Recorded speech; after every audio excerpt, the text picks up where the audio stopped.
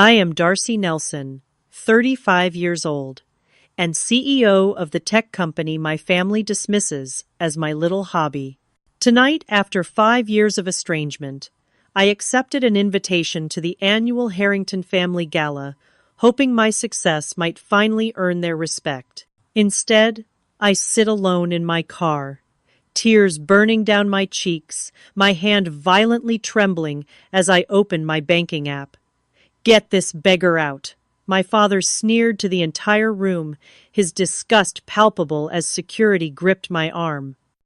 What he does not know is that I now own the very venue where they celebrate. Before I continue my story, let me know where you are watching from in the comments. Hit that subscribe button if you want more stories about standing your ground against toxic family members. Growing up in our sprawling Connecticut estate, I never lacked material comfort, but warmth was another story entirely. Our family home was a showpiece of wealth rather than a haven of love. The marble floors echoed with the sound of my father's expensive leather shoes as he paced analyzing stock portfolios and making deals that would increase the family fortune. My father, William Harrington, was a controlling investment banker who demanded nothing short of perfection from his children. His philosophy was, simple success meant following his exact blueprint for life, and any deviation was considered failure. When he smiled, it was usually at a business associate or my brother James, never at me or my creative ideas. Mother Eleanor was a socialite whose primary concern was maintaining appearances. Her calendar revolved around charity galas and country club luncheons. She avoided conflict at all costs, which meant she would never defend me against father's criticism. Instead, she would look away, pretend not to hear, or change the subject to something more pleasant. James was the golden child who followed perfectly in father's footsteps. Top of his class at Yale, then straight into investment banking. Father beamed with pride at his every accomplishment, while my achievements went unnoticed or were actively dismissed. My sister Amanda was different, but equally difficult. She competed for father's approval relentlessly, which made her see me as competition rather than an ally. When father criticized me, she would pile on thinking it elevated her position in the family hierarchy. The only person who ever truly saw me was my grandmother Elizabeth. In her private study, away from my parents' watchful eyes, she would ask about my interest in computers and business. "Different isn't wrong, Darcy," she would tell me. "Sometimes different changes the world." After she passed away when I was 16, I lost my only ally in the family. Despite the emotional coldness, our family name opened doors. The Harringtons were old money with a reputation that stretched back generations. Our annual gala was a tradition, a display of wealth and power that local politicians, business leaders, and socialites clamored to attend.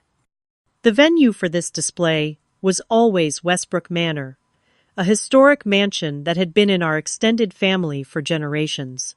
Its grand ballroom, sweeping staircase, and manicured gardens were the perfect backdrop for my father to showcase what he valued most: status, wealth, and the illusion of familial perfection.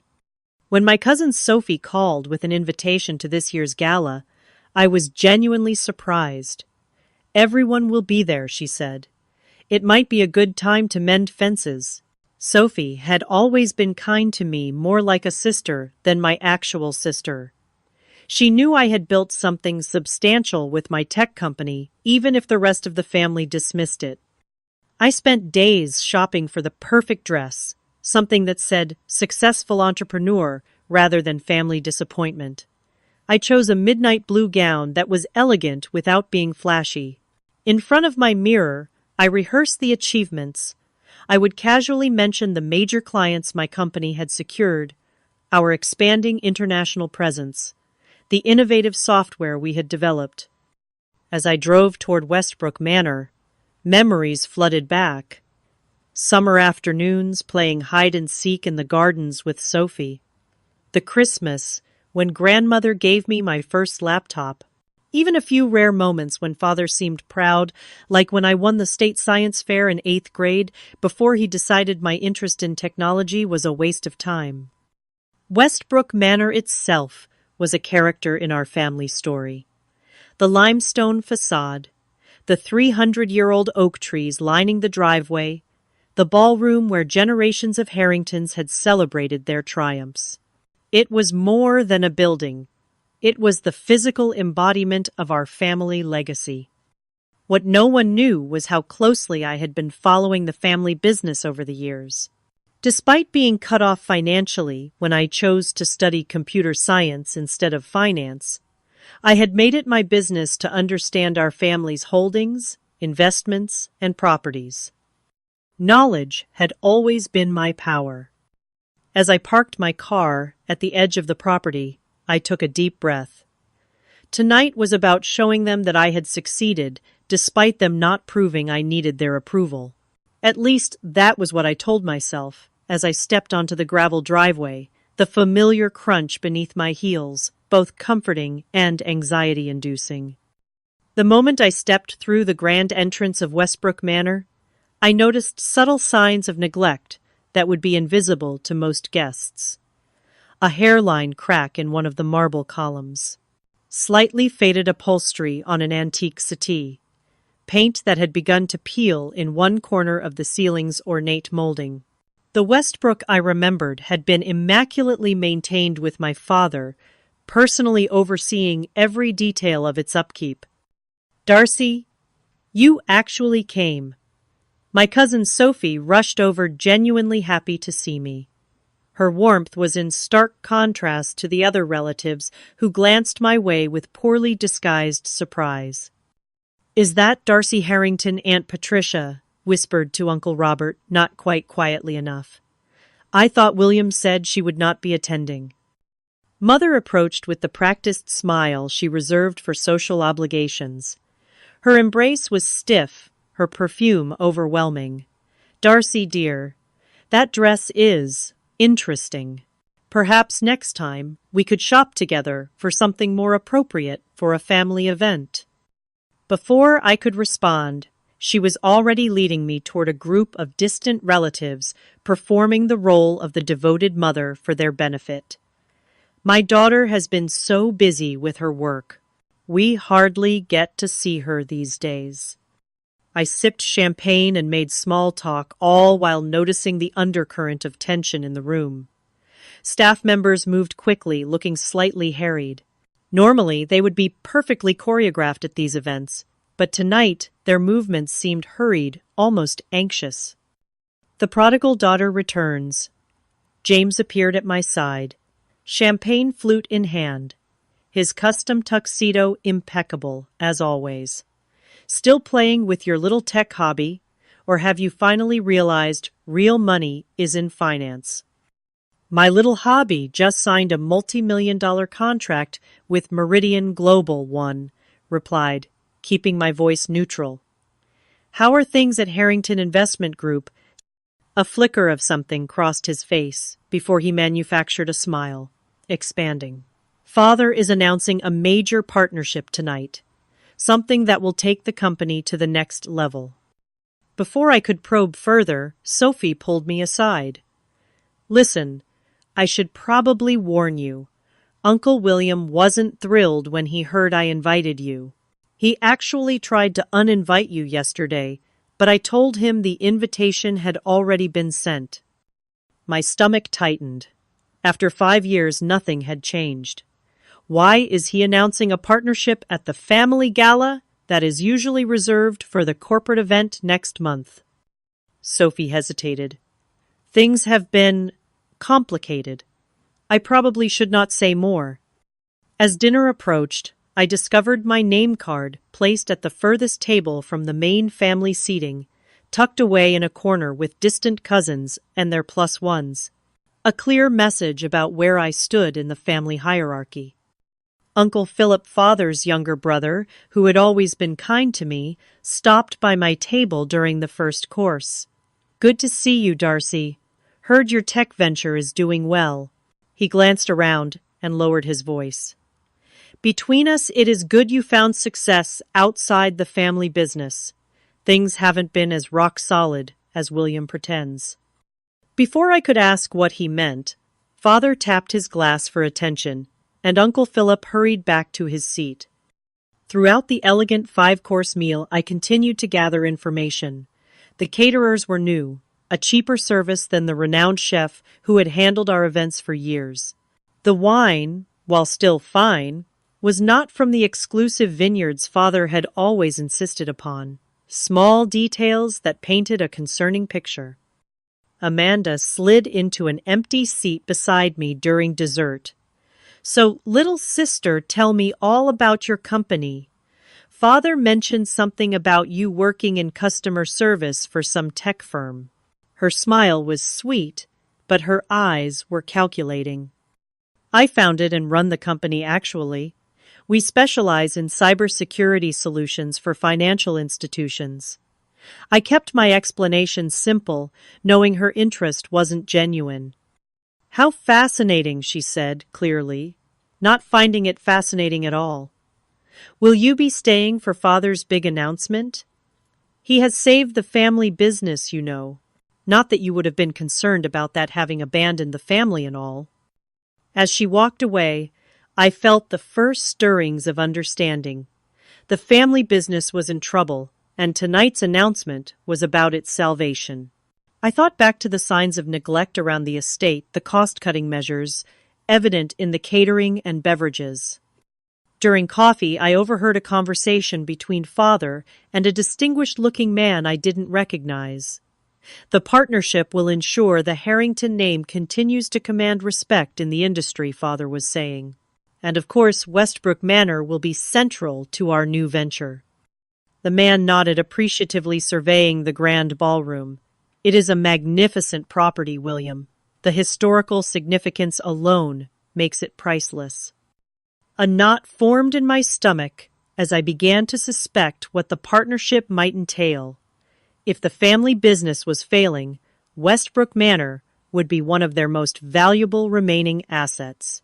But surely Father would not risk losing the estate that had been in our family for generations. As the dinner plates were cleared away and guests began to mingle again, the undercurrent of anticipation grew.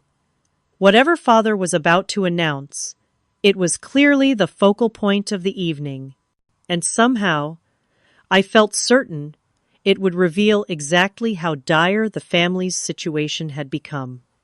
The crystal chandelier light reflected off the champagne glasses as servers prepared for the toast that would accompany Father's big announcement. Watching him work the room with his practiced charm, I was transported back to my 17th birthday when I had proudly presented him with my first business plan. I had spent months researching, creating financial projections, and developing a prototype for a simple security application. While other teens asked for cars or exotic vacations, all I wanted was his guidance and perhaps a small investment to help launch my idea. The tech industry is a playground, not a career, he had said, tearing the business plan in half without even reading beyond the first page. Harringtons build lasting legacies in finance, real estate, and investments, not chasing digital trends that will be obsolete next year. When I decided to major in computer science instead of business or finance, he made his disappointment abundantly clear. You are choosing to walk away from everything I built for you, he told me the night before I left for college. The next day, I discovered he had canceled the tuition payment.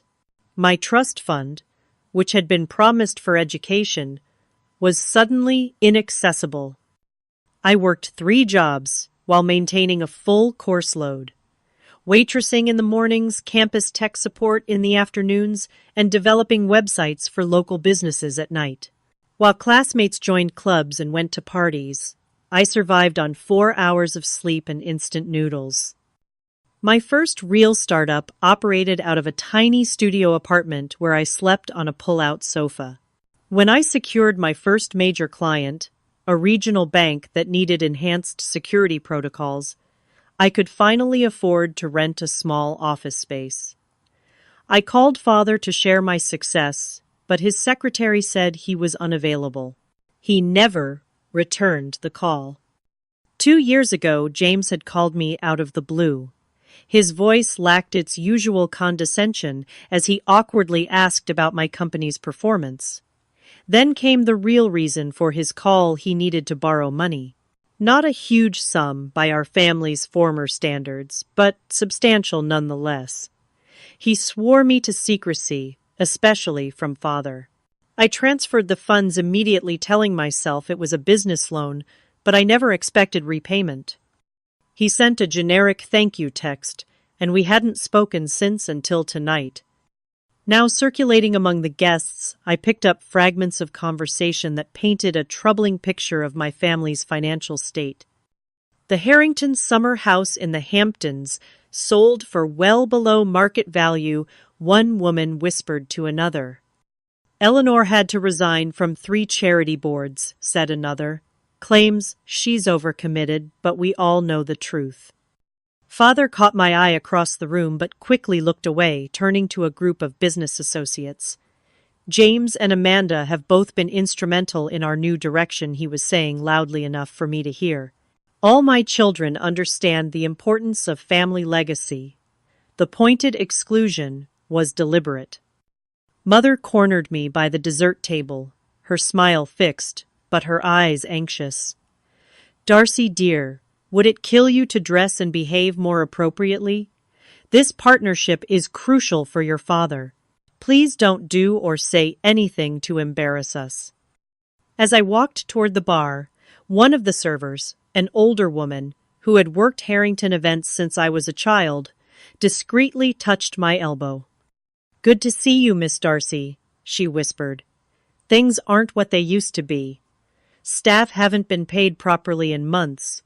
Your father keeps promising the money is coming after tonight's announcement. Sophie found me moments later, her expression troubled. Uncle William is putting everything on this partnership. The family has been selling assets for 3 years, ever since the Meridian investment went bad. I nearly choked on my drink. Meridian. My company just signed a contract with them. Uncle William refused to adapt to changing market conditions, Sophie explained. The loss was catastrophic. This partnership is a last resort, but he is spinning it as a strategic alliance.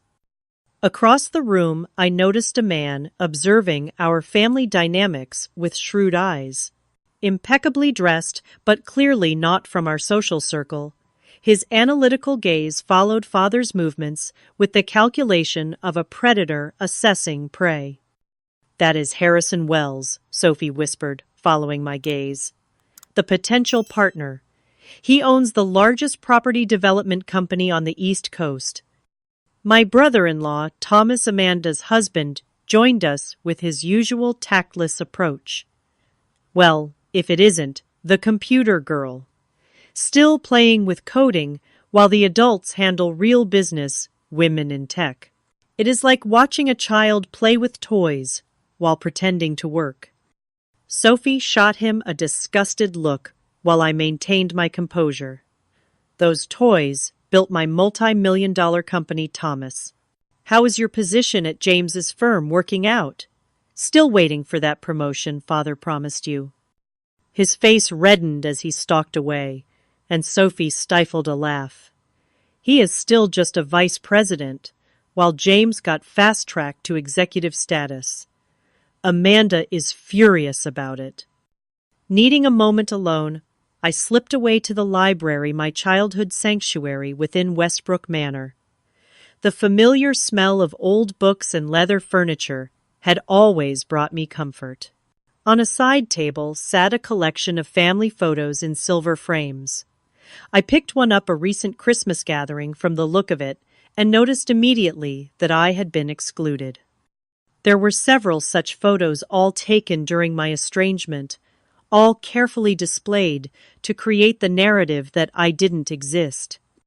As I replaced the photo, A document on the desk caught my eye. Partially covered by other papers, the letterhead was still visible, Wells Development Corporation. I shouldn't have looked, but something compelled me to slide the paper out just enough to read the title, Proposed Acquisition of Westbrook Manor and Surrounding Properties. The door opened suddenly, and I quickly stepped away from the desk. Harrison Wells himself entered, appearing unsurprised to find me there. "You must be the mysterious third Harrington child," he said, his tone casual, but his eyes sharp. "Your father hardly mentions you." "Darcy Nelson the First," corrected him using my professional name. "I left the Harrington name behind some time ago." Nelson. Recognition flickered in his eyes. Not the same Nelson who founded Securitech Solutions. Before I could answer, Father appeared at the doorway, his face hardening when he saw us together. "Harris and the guests are assembled for the announcement. Darcy, this is a private conversation." As I passed him in the doorway, he gripped my arm tightly, his voice a harsh whisper. "Do not interfere with what you do not understand." I wrenched my arm away. "I understand more than you think. You are selling Westbrook, aren't you?" The momentary flash of panic in his eyes confirmed my suspicion. 6 months ago, I had heard rumors through industry connections that Westbrook Manor had been quietly placed on the market. At the time, I couldn't believe Father would sell our family's most treasured property. Now it was clear he had no choice.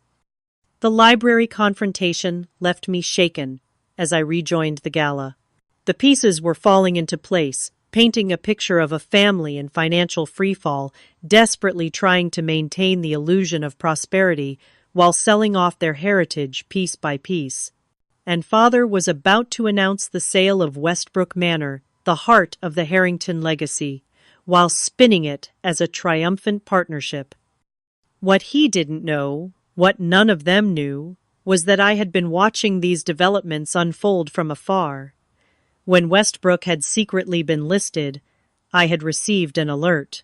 The historic property that held my few happy childhood memories, the estate my grandmother had loved, was about to be carved up into luxury condos by Harrison Wells's development company, unless someone stepped in to preserve it.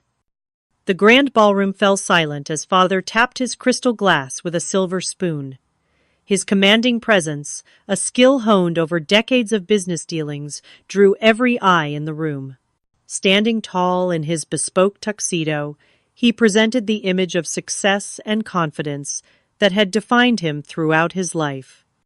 Distinguished guests, beloved family members, he began his voice carrying to every corner of the ballroom. For 6 generations, the Harrington name has been synonymous with excellence, integrity, and strategic vision in the business world. I stood at the back of the room, my heartbeat quickening as I anticipated what was to come. Mother and my siblings flanked Father on either side, a unified family front that pointedly excluded me. Tonight we celebrate not only our proud heritage, but an exciting new chapter in the Harrington legacy. A chapter that will secure our family's prominence for generations to come. His practiced smile revealed nothing of the desperation I now knew lurked beneath. A true family legacy, he continued, is built upon supporting worthy endeavors that create lasting value. It requires recognizing opportunity and having the courage to evolve with changing times. The irony of his words wasn't lost on me. This was the same man who had ridiculed my foresight about the tech industry, who had dismissed digital innovation as a passing trend while clinging to outdated business models that had ultimately failed him. I am pleased to announce a special partnership between Harrington Investment Group and Wells Development Corporation. Together, we will transform this historic property into an exclusive residential and commercial complex that honors its heritage while embracing the future. Gasps and murmurs rippled through the crowd. Though he was framing it as a partnership, anyone with business acumen could read between the lines. This wasn't a collaboration, it was a sale disguised as a joint venture. Harrison Wells and I share a vision of preserving the essence of Westbrook Manor while maximizing its potential. Father gestured toward Harrison, who nodded graciously from his position near the front of the crowd. The Harrington family will maintain a meaningful stake in this exciting new venture. A meaningful stake likely meant a small percentage, and perhaps naming rights, nothing more. The manor where generations of our family had celebrated milestones would become luxury apartments and boutique retail shops, with the Harrington name attached merely as a marketing tool. As applause filled the room, I felt a surge of determination. This might be my only chance to speak with Father before the deal was finalized. I made my way through the crowd, as he accepted congratulations, waiting for a moment when he was relatively alone. "Father, could I speak with you privately?" I asked, keeping my voice low and respectful, despite the anger simmering beneath the surface. He barely glanced my way. "This is hardly the time, Darcy. I am in the middle of important business discussions. It is about Westbrook. I have information you should know before finalizing this deal." His expression hardened. "What would you know about real business? You have been playing entrepreneur with your little computer programs while I have been managing a corporate empire." Several nearby guests turned to watch our interaction, sensing conflict. I persisted, lowering my voice further. "My company has grown substantially. In fact, we recently secured a contract with Meridian Global." At the mention of Meridian, the company whose investment had apparently triggered the Harrington financial decline, Father's face flushed with anger. "Always seeking attention, aren't you? Are you here for handouts now that you have heard about our new venture? Did you think you could claim a share after abandoning your family responsibilities?" His voice had risen, drawing more attention. James and Amanda exchanged smirks, while Mother studiously examined her champagne glass, refusing to meet my eyes. "I don't need handouts," I said evenly. "My company is valued at over $200 million. I simply wanted to discuss Westbrook's future." Father's eyes flashed with a dangerous combination of disbelief and rage. "200 million, you? You expect me to believe your little hobby is worth that much? Always exaggerating, always begging for validation and attention." The room had grown uncomfortably quiet as more guests turned to watch the confrontation. Harrison Wells observed with undisguised interest.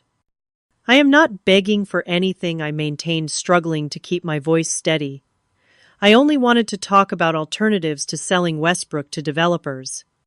Father's composure shattered entirely. "Get this beggar out of my sight," he spat loud enough for everyone to hear. "Security, escort my daughter out. She is not welcome at this family event."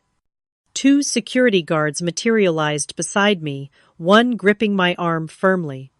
The room was absolutely silent now, hundreds of eyes watching my humiliation.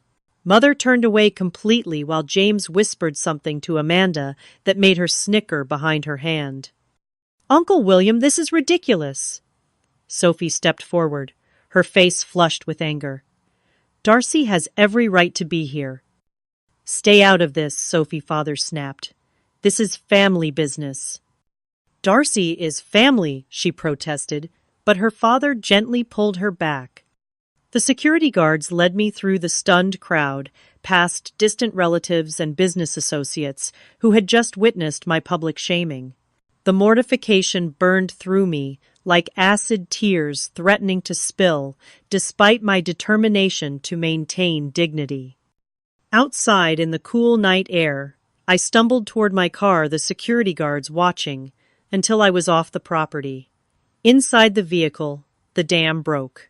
Tears streamed down my cheeks as 5 years of estrangement, decades of rejection, and the fresh wound of tonight's humiliation crashed over me.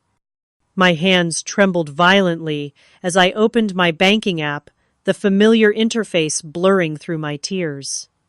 The notification banner at the top of the screen read, "Final payment processed, Westbrook Manor acquisition complete." 3 months ago, when I had confirmed that Westbrook was secretly for sale, I had created a shell company to make an offer through intermediaries. My representatives had negotiated directly with the bank that held the increasingly burdensome loans against the property, bypassing father entirely. The sale had been finalized this morning, but the bank had agreed to delay notifying the Harringtons until tomorrow as a professional courtesy. Father had just announced a partnership that could never happen. He had sold a property he no longer owned, and he had no idea that the beggar he had thrown out was now his landlord. The realization hit me with the force of a physical blow. I owned everything they were celebrating in. The ballroom where father had just humiliated me, the gardens where mother had hosted her garden parties, the library where James and Amanda had plotted their ascent in the family business. All of it now belonged to me. A complex storm of emotions surged through me, rage at years of dismissal and tonight's public humiliation. Vindication that my little hobby had given me the power to save our family's heritage when they could not. Grief for the family relationships that might never heal, and an undeniable sense of power knowing that with one phone call I could bring their entire celebration crashing down around them. The choice before me was stark. I could drive away letting them discover the truth tomorrow when the bank notified them, or I could return and confront them with the reality of their situation.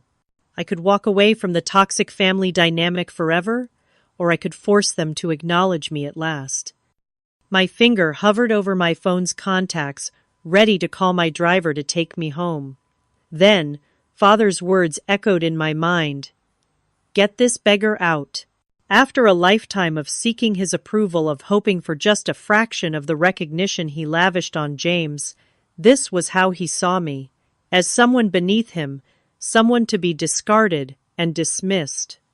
I started the car, made a decision, and pulled out my phone.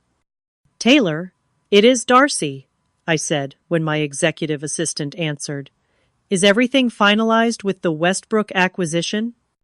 "All documents were processed this morning," Taylor confirmed. "The property transfer is complete. The bank agreed to notify the previous owners tomorrow as requested." My hand steadied as I gripped the steering wheel. "And our legal standing is clear. There is no way to contest the sale." "None whatsoever. The loans were in default, the bank had full authority to sell, and our offer was clean. Remember why you bought it, Darcy. You said it was to preserve your family history, not to use it as leverage." Taylor's gentle reminder gave me pause.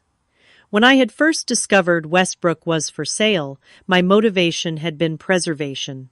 The manor had been the setting for my few happy childhood memories, particularly time spent with my grandmother. I could not bear the thought of it being demolished or carved into luxury condos. "You are right," I acknowledged.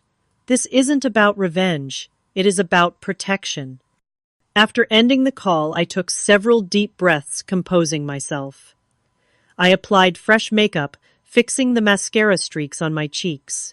The reflection in my rearview mirror showed a woman who had built herself up from nothing, who had earned every ounce of her success. I did not need to beg for validation from people who had never supported me. I stepped out of my car with purpose, not anger. At the entrance, the same security guards who had escorted me out looked uncomfortable when I approached. "Ma'am, I am sorry, but Mr. Harrington has instructed us not to allow you back inside." "I understand you are doing your job," I said, opening my purse. "However, there has been a significant development." I handed him a business card and a folded document. "I am now the legal owner of Westbrook Manor. You can verify this with the estate manager, Mr. Phillips." The security guard's eyes widened as he read the document, which summarized the property transfer. I will need to confirm this, ma'am. Of course. He spoke quietly into his radio, and minutes later, Mr. Phillips, who had managed the estate for 20 years, hurried toward us. His expression shifted from confusion to shock as I explained the situation and showed him the legal documentation. "This is unexpected, Miss Harrington," he said, scanning the paperwork. "But it appears to be in order. The property is indeed yours." "Thank you, Mr. Phillips. I plan to address the gathering inside. Would you accompany me?" With the estate manager beside me and the security guards now deferential, I re-entered Westbrook Manor. The gala was still in full swing, with Father in the center of the ballroom raising a toast to the new partnership with Harrison Wells. Both men held champagne flutes, their expressions triumphant, as photographers captured the moment for the society pages. The room quieted as guests noticed my return. Father's face darkened with fury as he saw me walking confidently toward the center of the ballroom, Mr. Phillips at my side. Before he could speak, I addressed the room in a clear, steady voice. "Ladies and gentlemen, I apologize for the interruption. There has been a misunderstanding regarding tonight's announcement." Father stepped toward me, his voice a threatening whisper. "Security? I thought I made myself clear." Mr. Phillips intervened. "Sir, there has been a development you should be aware of." I continued addressing the crowd. "The partnership being celebrated tonight between Harrington Investment Group and Wells Development cannot proceed as announced. The reason is simple. Westbrook Manor is no longer owned by the Harrington family." Murmurs rippled through the audience. Mother's champagne glass froze halfway to her lips, while James and Amanda exchanged alarmed glances. As of 9 o'clock this morning, Westbrook Manor and the surrounding estate were acquired by Nelson Technologies, my company. The partnership you are celebrating is with me." Father lunged forward, his face contorted with rage. "This is absurd. A desperate attempt for attention. Perhaps you should check with First National Bank," I suggested calmly. "They finalized the sale this morning due to defaulted loans against the property. They agreed to delay notification until tomorrow as a professional courtesy, but the transfer is complete." Harrison Wells stepped forward, his expression curious rather than angry. "You are Darcy Nelson, CEO of Securitech Solutions." "I am." He turned to Father, his tone cooling considerably. "William, you never mentioned your daughter was Darcy Nelson. Her cybersecurity company is one of the most innovative in the industry." Father's face had drained of color as the reality of the situation began to sink in. Mother sank into a nearby chair, while James pulled out his phone, presumably to verify my claims. "I have the documentation here," I said, holding up a folder. "Westbrook Manor now belongs to Nelson Technologies. My company is currently valued at approximately 10 times what remains of Harrington Investment Group." The stir this created was immediate. Business associates who had been congratulating Father moments ago now looked at me with new interest. The beggar he had thrown out now controlled not just the venue, but a company worth far more than his failing enterprise. "This is some kind of trick," Father blustered, but the conviction had drained from his voice. "No trick," I assured him, opening the folder. "Just business. The kind you taught me to respect, though, perhaps not in the way you intended." James approached his phone, in hand, his expression a mixture of shock and calculation. "The bank confirms it," he said quietly to Father. "She owns Westbrook." The vindication was profound. After years of dismissal and tonight's public humiliation, watching recognition dawn in their eyes was a satisfaction I had never known. The family that had labeled me a failure, a beggar, now stood in a building I owned, surrounded by guests who were rapidly reassessing everything they thought they knew about the Harrington power dynamic. Harrison Wells broke the awkward silence. "Miss Nelson, I would be very interested in discussing potential collaborations between our companies. Perhaps we could arrange a meeting next week. I would be happy to have my assistant contact yours, I replied professionally. Though I should mention that my vision for Westbrook differs significantly from what was discussed tonight. I have no intention of developing this property into condominiums or retail space. Father finally found his voice again. You cannot just waltz in here and disrupt arrangements that have been months in the making. The Harrington Investment Group has contracts commitments. Any legitimate contracts will be honored, I assured him. But Westbrook Manor will not be part of any development deal. This estate has been in our extended family for generations, and I intend to preserve it. Mother approached hesitantly, her social mask firmly in place, but strain showing around her eyes. Darcy, dear, perhaps we should discuss this privately as a family. That would have been preferable, I agreed. Unfortunately, Father chose to make our family business public when he had security remove me from the premises. I addressed the room again. I apologize for the disruption to the evening's festivities. The gala may continue, of course. Westbrook Manor welcomes you all as my guests. The subtle emphasis on my was not lost on anyone in the room. As the stunned guests began to talk among themselves, creating a buzz of conversation throughout the ballroom, Father gripped my elbow and steered me toward a quiet corner. His public rage had transformed into something more controlled, but equally dangerous. Whatever game you are playing stops. Now he hissed, his face inches from mine. You have made your point. You have embarrassed the family in front of everyone who matters in our social circle. Is that what you wanted to humiliate us? Interesting that you see it as humiliation, I replied, removing his hand from my arm. When you had me thrown out earlier, was that not intended to humiliate me? His strategy shifted instantly, his expression softening into something resembling paternal concern. Darcy, you have always been oversensitive. Perhaps I reacted too harshly earlier, but you chose an inappropriate moment to discuss business matters. The way I see it, I continued, unmoved by his manipulation. I simply corrected a factual error in your announcement. You cannot sell or develop property you do not own. If you truly built this company you claim is so successful, you understand business negotiations. Everything is flexible. We can come to an arrangement that benefits us both. His tone suggested he was doing me a favor by offering to negotiate. Any arrangement will need to go through proper channels. My legal team and executives will be happy to meet with Harrington Investment Group representatives next week. James approached his earlier mockery, replaced by barely concealed panic. Darcy, be reasonable. You cannot just swoop in and take control of family assets without discussion. I purchased Westbrook Manor through legitimate channels from the bank that held your defaulted loans. There was nothing to discuss. I met his gaze steadily.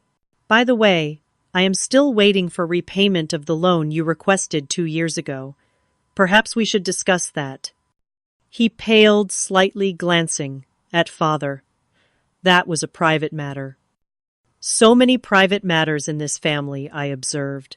Private financial troubles, private property sales, private disdain for the family member who chose a different path.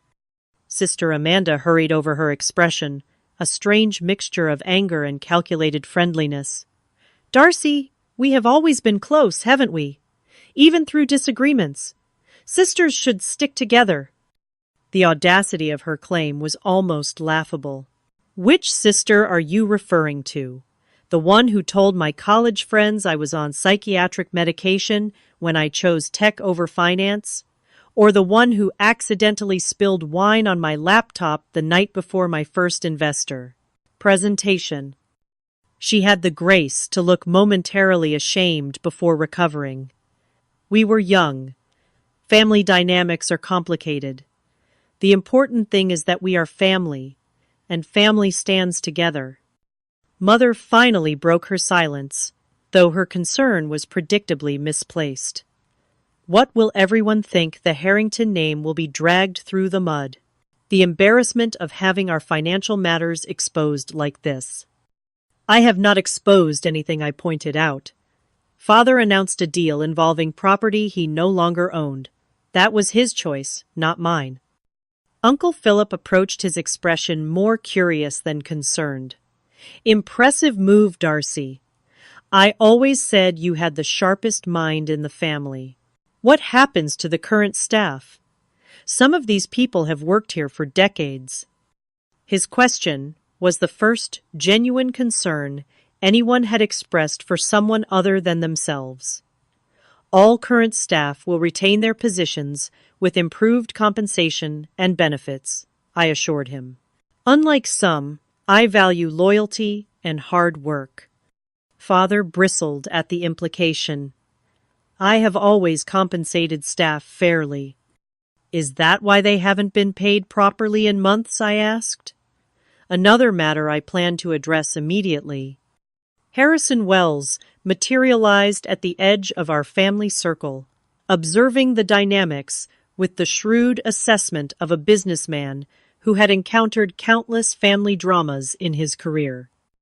Miss Nelson, I would be very interested in hearing your vision for Westbrook. While I respect family matters, the business potential of this property is still considerable. Before Father could interject, I turned to address Wells directly. Mr. Wells, I appreciate your interest. My vision for Westbrook involves preservation rather than development, but I would be happy to discuss potential collaborations on other projects. My company has been considering expanding into secure, smart building technology. Wells's eyebrows raised with interest. That is an emerging market with tremendous potential. I would welcome that conversation. He handed me his personal card, pointedly ignoring Father's attempt to insert himself into the exchange. The realization that business associates were now approaching me directly, rather than going through him, was clearly hitting Father hard. For a man whose identity was entirely wrapped up in his business acumen and social standing, this shift represented more than a financial loss. It was a complete upheaval of the power dynamic he had controlled for decades. I excused myself from the family huddle and approached the staff who were watching the unfolding drama with undisguised concern. Addressing the head butler, who had served our family for over 30 years, I said, Mr. Rivera, please inform all staff that their positions are secure and any outstanding wages will be paid in full by the end of the week. I would like to meet with department heads tomorrow morning to discuss operations moving forward. The relief on his face was evident. Thank you, Miss Harrington. The staff will be most grateful. Nelson, I corrected gently. Darcy Nelson. Returning to address the gathering, I spoke clearly enough for all to hear. I want to thank everyone for their patience during this unexpected development. The gala will continue as planned. Tomorrow, Westbrook Manor begins a new Chapter 1 that honors its history while securing its future. Father made one last desperate attempt to regain control, stepping forward with the authoritative presence that had dominated boardrooms for decades. The Harrington family business will continue its operations as planned. This minor setback regarding Westbrook does not affect our broader business strategy. I met his gaze steadily. You called me a beggar in this room. You had me physically removed from what you believed was your property. Now I own the room, and you remain only by my permission. The words hung in the air between us, a truth so stark that even Father could not summon a response. For the first time in my life, I saw something I had never witnessed in William Harrington's eyes: uncertainty. The man who had always had an answer, always controlled the narrative, found himself speechless. Mother looked stricken, James furious. and Amanda calculating all of them, suddenly aware of their complete dependence on my decisions. The family that had cast me out now found themselves at my mercy, a reversal none of them had ever imagined possible. With quiet dignity, I walked away from them, accepting congratulations from business associates who were rapidly adjusting their understanding of where power now resided. The sensation was not merely vindication but liberation, a breaking of chains I had carried since childhood. No longer would I measure my worth against their approval. No longer would I seek validation from those who had never truly seen me. As I stepped onto the terrace for a moment alone, the cool night air caressed my face. Stars glimmered above the gardens where I had played as a child, where grandmother had told me I could be anything I wanted if I stayed true to myself. For the first time, I fully understood what she had meant. True power came not from controlling others or accumulating wealth, but from claiming your own path and standing firmly in your truth. 6 months passed, bringing dramatic changes to Westbrook Manor and to my life. The estate that had once symbolized my exclusion from the family had transformed into a place of personal healing and professional purpose. The East Wing, previously used only for storage and occasional overflow guest accommodations, now housed a state-of-the-art technology incubator for underprivileged youth. Teenagers from backgrounds similar to the one I had created for myself without family support or financial resources came to Westbrook to learn coding, entrepreneurship, and business skills. Watching their eyes light up when they successfully launched their first app or secured their first client brought me joy that no business acquisition ever had. True to my word, I had retained all the loyal staff, many of whom had witnessed my childhood and had quietly supported me even when my family did not. Mr. Rivera, the head butler, who had slipped me cookies when father sent me to my room without dinner, now oversaw the estate with renewed pride. The gardeners who had taught me plant names when mother was too busy with social obligations now mentored incubator students in the Sustainable Garden Project. The family business required more difficult decisions. After thorough audits revealed years of financial mismanagement and several potentially illegal tax avoidance schemes, I initiated a complete restructuring. Harrington Investment Group would continue, but with ethical practices and transparent operations. Several board members resigned in protest, but those who remained acknowledged that the changes were necessary for survival. My relationship with individual family members evolved in unexpected ways. Cousin Sophie became a true friend and ally, eventually joining the board of my nonprofit foundation. Her genuine joy at my success and her unwavering support during the transition period proved that some family bonds were worth preserving. Mother's attempts at reconciliation were awkward but persistent. At first, she focused entirely on appearances, concerned only with what people would say about the family changes. But as months passed, I glimpsed moments of genuine remorse.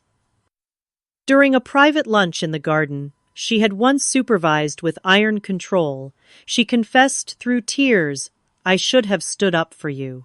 I always saw your potential, but I was too afraid of your father's disapproval to say anything." It was not the full accountability I had hoped for, but it was a beginning.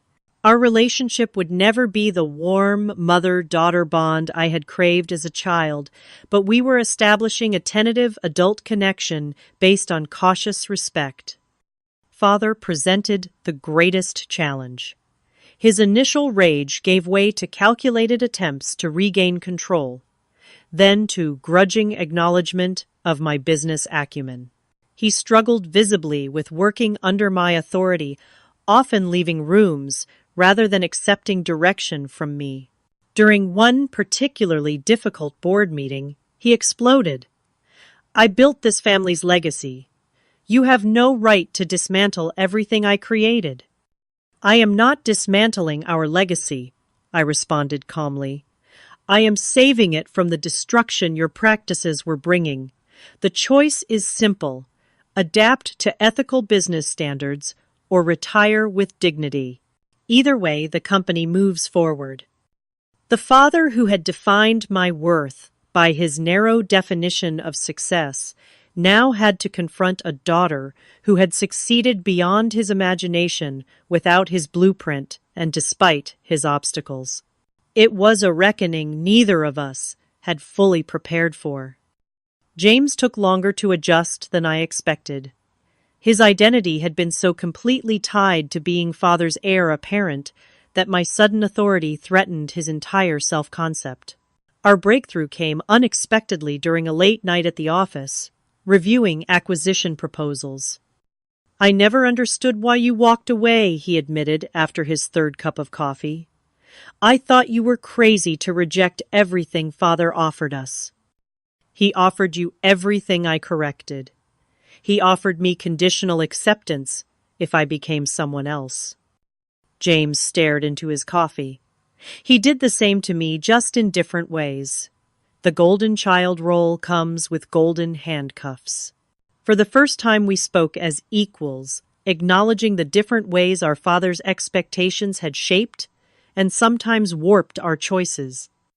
Perhaps most surprising was Amanda's evolution. After several months of transparent hostility, followed by obviously insincere flattery, she finally approached me with unexpected vulnerability. I was awful to you, she admitted during a rare private moment. I thought Father's approval was a zero-sum game. If you got any, there would be less for me. Her genuine apology opened the door to a relationship we had never had as children. While we would never be best friends, we developed a mutual respect that allowed for honest communication. My own healing journey proved more complex than I anticipated. The vindication of proving my worth to my family provided temporary satisfaction, but did not fill the deeper void their rejection had created. True healing came through therapy support groups for adults with family trauma and building genuine connections with people who valued me for myself rather than my achievements or family name.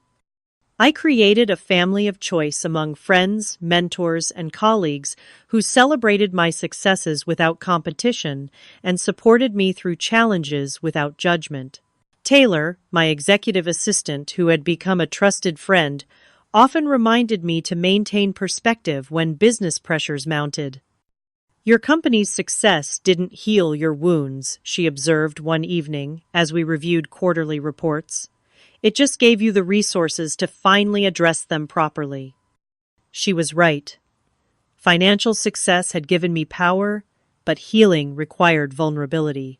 The little girl who had desperately sought her father's approval still existed within me, but she was no longer driving my decisions. I could acknowledge her pain without letting it determine my future. The deepest lesson emerged, gradually. True worth never comes from external validation, not from parents, not from siblings, not even from spectacular business success. Worth comes from living authentically, from creating rather than destroying, from lifting others rather than elevating yourself at their expense. The family that had labeled me a beggar had unintentionally given me my greatest gift, the necessity of finding my own path. In seeking to control me, they had set me free to discover strengths I might never have found in the comfortable confines of their approval. Forgiveness came not as a gift to them, but as a release for me. I did not forgive to absolve them of responsibility, but to free myself from the weight of resentment. The anger that had once fueled my drive for success gradually transformed into determination to create something meaningful with the power I now held. 6 months after that fateful gala night, I sat alone in Westbrook's rose garden, my grandmother's favorite spot on the property. The setting sun bathed the limestone walls in golden light, while students from the tech incubator laughed somewhere in the distance. For the first time in my life, I felt truly at home in this place that had witnessed generations of my family's history. The manner that had once represented my exclusion now embodied possibility, not just for me, but for young people who, like me, needed someone to tell them their different path might just change the world. The sweet satisfaction of vindication had evolved into something far more meaningful, the quiet joy of creation and renewal. Have you ever had to prove yourself to family members who dismissed your dreams? Comment below with your story. I would love to hear how you handled that challenge and what you learned from it. If this story resonated with you, please like, subscribe, and share it with someone who might need to hear that their worth isn't determined by family approval. Thank you for listening to my journey, and remember that sometimes our greatest strength comes from the very rejection that once caused us pain.